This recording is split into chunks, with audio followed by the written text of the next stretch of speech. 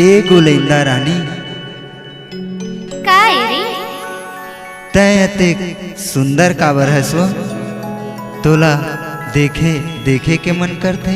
चल हट पगला नहीं तो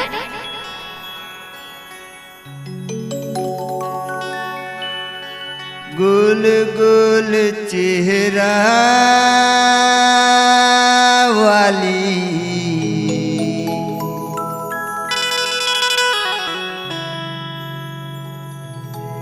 चेहरा कमाल है।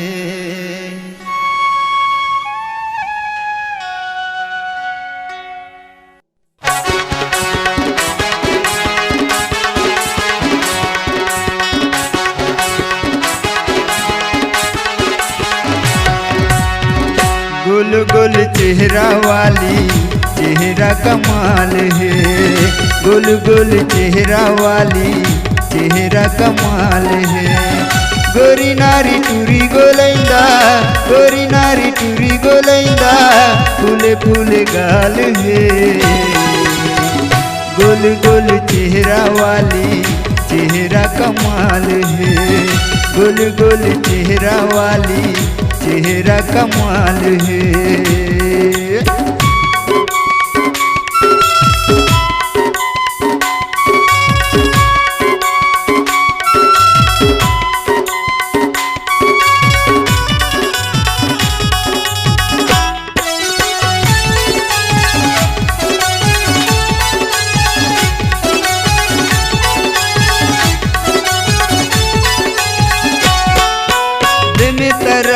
गदर मताए बेलासपुर माँ बलवा रायपुर शहर माँ होबे लड़ाई देख के वो तोर जलवा जलवा देखावत है टूरी गिरी गिरावत है टूरी जलवा देखावत है टूरी गिरी गिरावत है टूरी में तारा माँ गदर मताए बेलासपुर माँ बलवा रायपुर शहर माँ होबे लड़ाई देख के वो तोर जलवा जेने देखे कहे तो लावो जेने देखे कहे तो लावो गजब के माल है।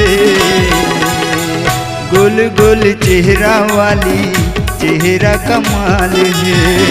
गोल गोल चेहरा वाली चेहरा कमाल है।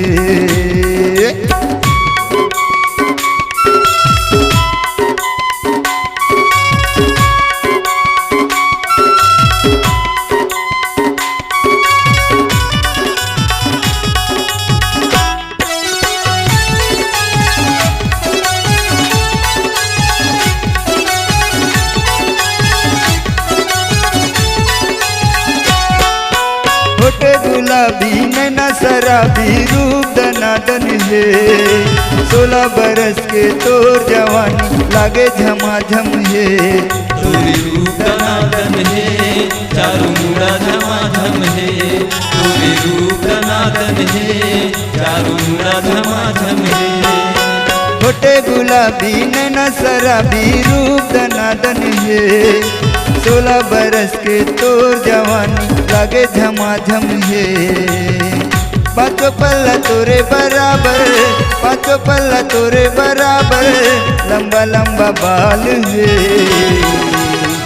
गोल गोल चेहरा वाली चेहरा कमाल है। गोल गोल चेहरा वाली चेहरा कमाल है।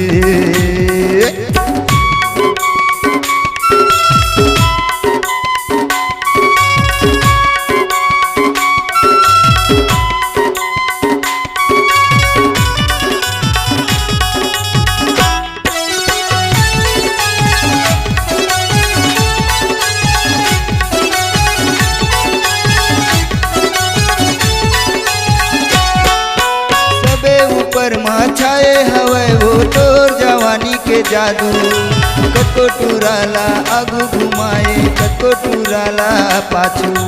मुला बना ले नसैया मुला बना ले गुसैया मुला बना ले नसैया मुला बना ले गुसैया।